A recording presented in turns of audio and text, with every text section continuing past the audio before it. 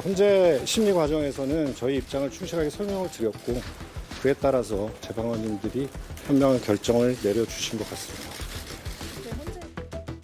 윤석열 대통령이 검찰총장일 때 대변인을 맡았던 이창수 중앙지검장.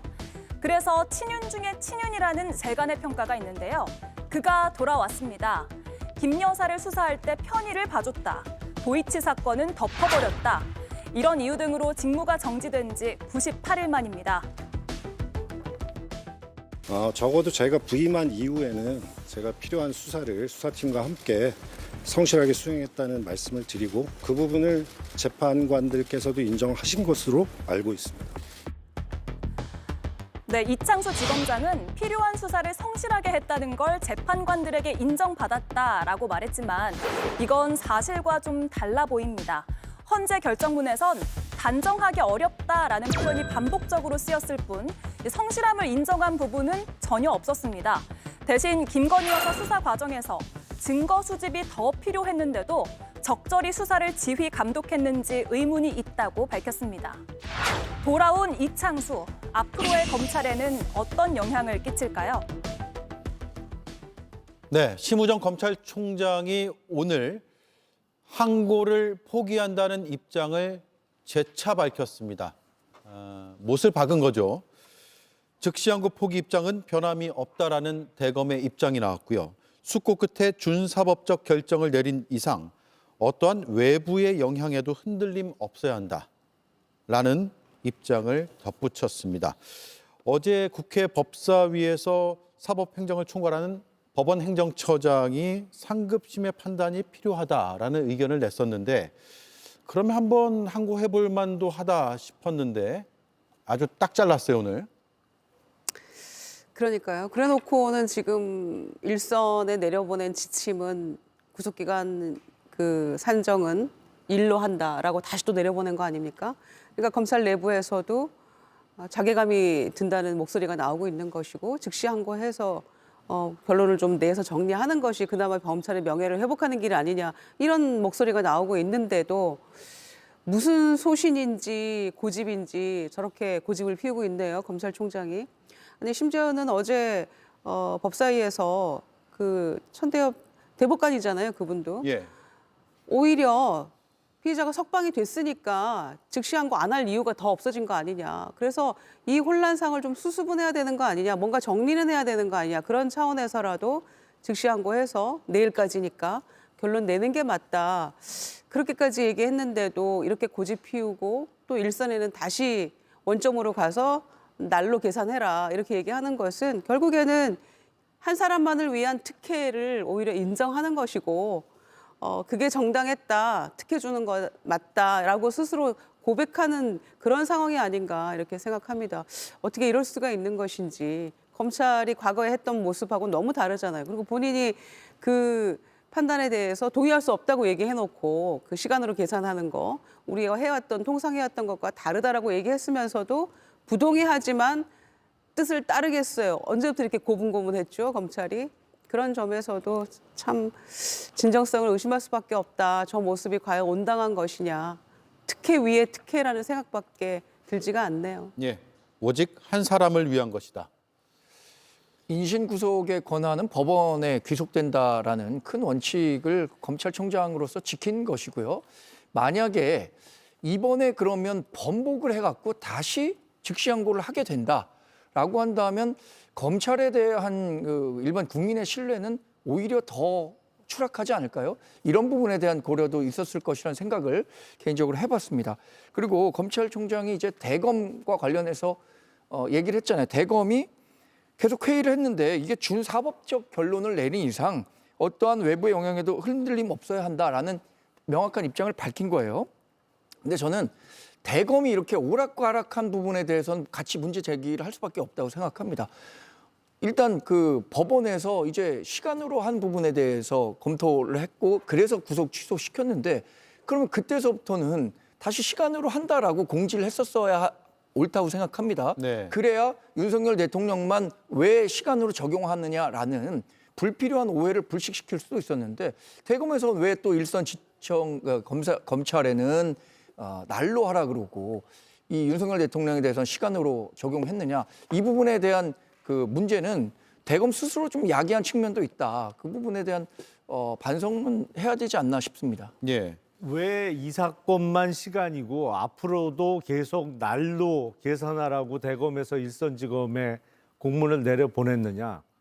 법이 그렇게 돼 있기 때문입니다. 법에 날로 계산하도록 되어 있어요. 근데 이 대통령과 관련한 사건에서만 시간으로 계산한 법원 결정에 검찰이 불복을 안 한 거죠. 사실은 지금 대검에서 외부의 영향에 흔들리지 않겠다고 하는데 법적으로 엄격하게 따지면요. 이 사건에 있어서는 검찰총장도 외부입니다. 이게 다른 데가 아니고 수사 주체가 특별수사본부잖아요. 특별수사본부는 대검으로부터 그러니까 검찰총장으로부터도 독립적으로 수사를 해서 결정하도록 돼 있고 다만 사후적으로 그 결과만 총장에게 보고하도록 되어 있어요. 그러니까 이 법원의 구속 취소 결정에 있어서 검찰에서 즉시 항고를 하느냐 마느냐를 특별수사본부 내에서 결정을 해야지 이걸 검찰총장이 지휘하는 것 자체가 위반입니다. 아, 위반이에요. 대검 예규에 분명히 그렇게 돼 있어요. 그러니까 특별수사본부에서 수사하는 사건에 대해서 지금 그동안 벌어진 일을 보면 검찰총장의 일반적인 사건 수사지휘권으로 이거를 석방하도록 하고 즉시항고를 포기하는 거로 대검 총장을 비롯한 간부회의에서 결정한 것으로 지금 계속 진행이 되는데 이거 분명히 법적으로 문제됩니다. 아, 법적으로도 문제가 되고 규정도 위반이. 예, 제가 보기엔 이거 직권남용의 혐의가 짙어요. 근데 그걸 검찰총장을 비롯한 대검의 간부들이 모를 리가 없는데 왜 이런 식으로 진행을 했느냐? 제가 보기엔 내란 수계를 비롯한 내란 세력과 지금 검찰의 그 지휘부는 거의 운명 공동체로 한 몸으로 묶여 있어요 지금. 예.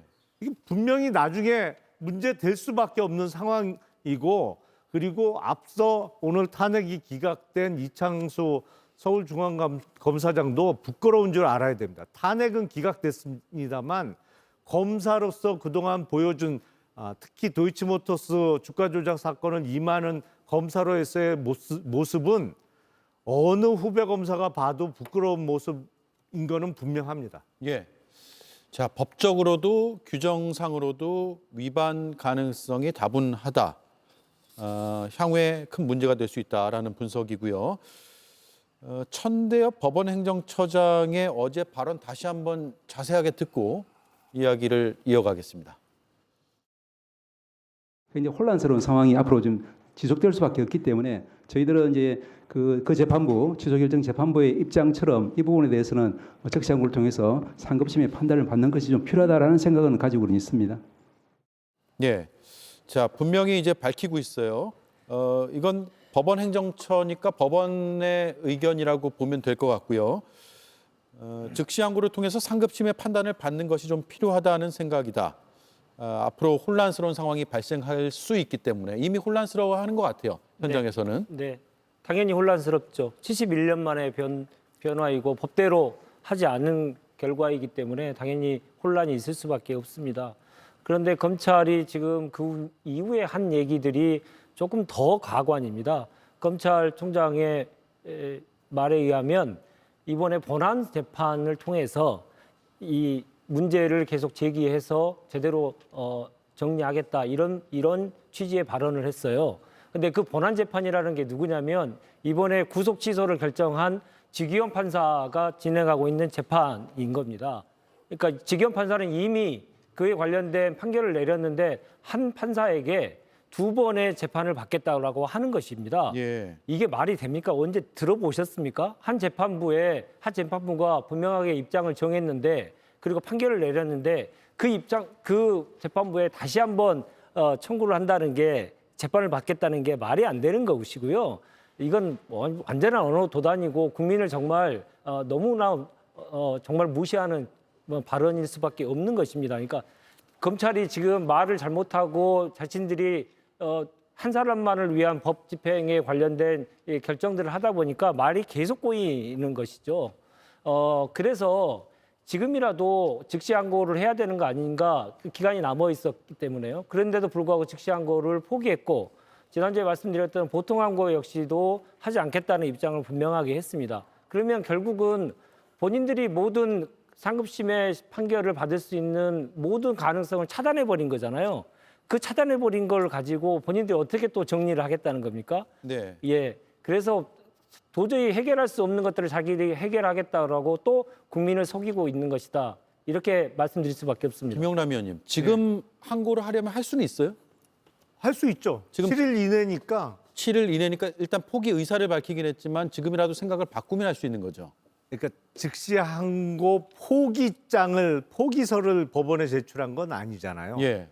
그리고 신병, 그러니까 구속과 관련한 거라서 인권을 정말 중시한다고 하면 일단 석방한 상태에서 즉시항고를 통해서 다퉈볼 수 있습니다. 물론 즉시항고를 원칙적으로는 하면 구속 상태를 유지한 상태로 판단을 받는 게 원칙입니다만, 뭐 지금 이미 석방을 해버렸기 때문에 즉시항고를 한다고 하면 그거는 항고의 일반 항고의 의미로서 상급법원에서 이 문제에 대해서 이게 구속기간 산정과 관련해서 시간으로 계산하는 게 맞냐, 일수로 계산하는 거 맞냐, 밀수로 계산하는 게 맞는지를 뭐 결국엔 서울고등법원, 대법원의 판단을 받아보는 게 맞고, 천대엽 대법관도 그런 의미에서 지극히 법률과 상식적으로 맞는 말씀을 한 건데, 예. 제가 보기엔 지금 심우정 총장을 비롯해서 검찰 지휘부는 막무가내예요, 지금. 예. 자, 김희정 의원님, 그러다 보니까 형평성 문제는 뭐 당연한 거고 너도 나도 지금 구속 취소 신청을 하겠다고 나서고 있어요. 명태균 씨, 김영선 전 의원, 김용현 전 장관은 다시 구속 취소를 청구하는 일까지 벌어지고요. 우리가 아는 이런 대형 사건 말고도 일반적인 사안에서도 많은 분들이 구속 취소를 나도 해봐야 되나? 그런 해당이 있을 수 있는 분들은요. 그러니까 계속 형평성 문제는 앞으로 이어질 수밖에 없을 것 같아요. 그렇습니다. 누구라도 그런 생각할 수밖에 없는 것이고요. 김용현 전 장관에 대해서 보석을 또 청구해서 항소심에서 또 기각이 나왔어요. 예. 그것만 보더라도 윤석열 피의자에 대해서 석방을 한 것이 얼마나 잘못된 것인가를 알 수 있는 거죠. 그러니까 검찰은 정말 앞뒤가 다른 말들을 하고 있는데 즉시항고해라 이렇게 했더니 구속 집행 정지의 경우와 마찬가지로 이거는 위헌일 가능성이 매우 높기 때문에 뭐 해보나 마나다 이렇게 얘기를 했어요. 예. 그런데 이번에는 또 즉시항고해야 된다라고 법원 행정처장이 얘기를 하니까 이미 석방됐기 때문에 불가능하다 또 이렇게 얘기를 해요. 그러니까 천대엽 처장이 뭐라고 얘기했습니까?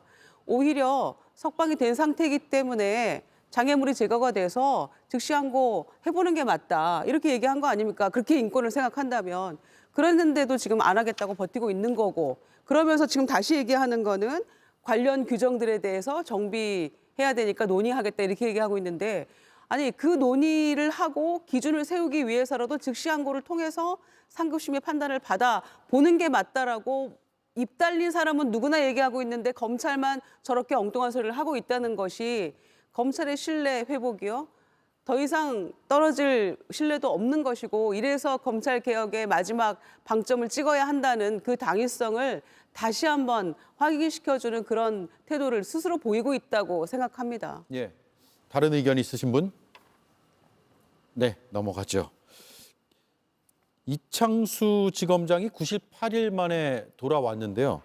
앞으로 이제 명태균 관련 사건을 어떻게 처리할 것인가, 여기에 이제 초미의 관심이 모아지고 있고, 헌법재판소에서는 이창수 서울지검장을 기각하긴 했지만 김건희 여사와 관련된 수사에 대한 그 과정에서는 의문을 표하는 발언도 있었습니다. 헌법재판관 문영배 권한대행이죠. 헌법재판소장 권한대행의 발언을 들어보겠습니다. 도이치모터스 사건의 수사 과정, 주범, 공범에 대한 형사재판에서 김건희 명의의 정권 계좌들이 주범들의 시세 조정 범행에 활용된 사실은 확인되었습니다. 따라서 김건희에게 공동 가공의 의사가 있었는지, 정범이 시세 조종 행위를 한다는 사실을 인식하였는지 여부를 확인하기 위해 김건희의 문자나 메신저 내용, PC 기록 등을 확보할 필요가 있었음에도 불구하고 피청구인이 위와 같은 증거를 수집하기 위해 적절히 수사를 지휘감독하였는지 다소 의문이 있습니다. 네, 그래서 앞으로의 검찰 수사는 철저하게 이뤄질 것인가가 의문이고 이건 야당에서 요구하는 특검 문제와도 연계가 돼 있기 때문에 한 말씀씩 듣죠. 정광재, 윤재관 그리고 김용남 의원님 말씀 듣고 마무리하면 되겠습니다. 역시 탄핵과 관련해서는 의문이 있다 정도로 이것이 탄핵 사안에 이를 수 있는가 이런 부분에 집중해야 될 거라고 생각합니다. 또 하나 수사 기록을 확보하려는 의지가 있었느냐 이 부분에 대한 문제 제기를 하셨는데 그럼 이건 전임 수사 책임자분들에게 책임을 물었어야 하는 거 아닌가라는 생각도 들어요. 왜냐하면 이것이 윤석열 대통령이 대통령 되기 전서부터 부각됐었던 문제였고 당시에 지금 국회의원이 된 이성윤 검찰총장 시절인가요? 이때에도 문제가 됐었는데 이때 철저하게 더 수사를 했었더라면 좋았을 것을 지금 수사를 해서 종결을 한 사람에게 책임을 묻고 그것을 탄핵을 통해서 정치적으로 해결하려고 했던 것들에 대한 방점이 있는 거지. 예. 이런 의문만 갖고 탄핵한다 그러면 탄핵할 사람 뭐 너무 많지 않겠습니까? 네. 헌재가 얼마나 답답했으면 이렇게 얘기를 명시적으로 했을까요? 그러니까 국가의 검찰권을 동원해서 한 사람을 위해서 절대적으로 봐주기 위한 수사를 한 사실에 대한 내용들을 판결문에 명시하는 경우가 얼마나 있었는지 저도 좀 찾아보고 싶은데 저 거의 보지를 못했던 것 같고요. 전 국민이 다 알고 있습니다. 가서 아련 청해가지고 머리 조아리고 가서 한 번만 조사받게 모양새만 해주세요 하고 수사했지 않습니까? 그 소환조사 한 번도 하지 않고 가서 출장조사 한 거잖아요. 그 누가 했습니까? 과거 정부 얘기만 계속 읊고 과거 남탓만 계속 하시는데 본인들이 어떻게 했는지를 전 국민이 다 알고 있는데 과거 얘기만 계속 얘기하시는 것은 너무 좀 비겁하지 않나 이런 생각도 듭니다. 특히나 이창수 지검장이 오늘 이제 출근하면서 본인이 결정문을 못 봤다 이렇게 얘기를 하던데 정말 비겁의 그 끝판왕이죠. 뭐 본인에 대한 탄핵 심판의 결과가 나왔는데 그 결과에 대해서 전혀 몰랐다는 식으로 듣지 못했다는 식으로 얘기하고 피해버리는 건데 이렇게 얼마나 궁색하면 저렇게까지 됐겠습니까? 대한민국의 서울지검장이면 사실상 서열 두 번째라고 할 수 있는 건데요. 이런 자들이 대한민국의 검찰권을 행사하고 있으니 검찰이 국민들로부터 이만큼 불신받는 거 아니겠습니까? 검찰 개혁의 당위성 그것들을 다시 한번 이번에 읽어줬다고 생각하고요. 이 결과에 대해서 이런 수사를 했던 그 결과에 대해서는 앞으로 두고두고 계속 책임질 일을 할 수밖에 없을 것이다. 기대해라 이 말씀을 꼭 드리고 싶습니다. 비록 이창수 검사장에 대해서 탄핵은 기각됐습니다만 지금까지 보여준 권력의 핵심을 향한 수사에서 행한 행동 그리고 그 사건에 임하는 태도 등에 볼 때 더군다나 지금 서울중앙지검에서 이루어지고 있는 명태균 관련 사건은 길 건너에 바로 있는 대검의 심우정 총장하고 사실은 자세한 내용까지 상의해 가면서 사전 사후 보고를 해 가면서 이루어질 수밖에 없는 수사인데 심우정, 이창수 이 커플이 행하는 수사는 아마 국민들이 정말 우리 속담에 콩으로 메주를 쓴다고 해도 못 믿는다는 속담이 있는데 뭐 어떠한 수사 결과를 내놓더라도 국민적 신뢰를 받기는 어렵지 않나라는 생각이 듭니다. 예, 여기까지 하죠. 예, 탄핵 심판 선고가 언제 나올지 저녁에 공지가 될 수도 있습니다. 기다려보죠. 잘 들었습니다. 고맙습니다.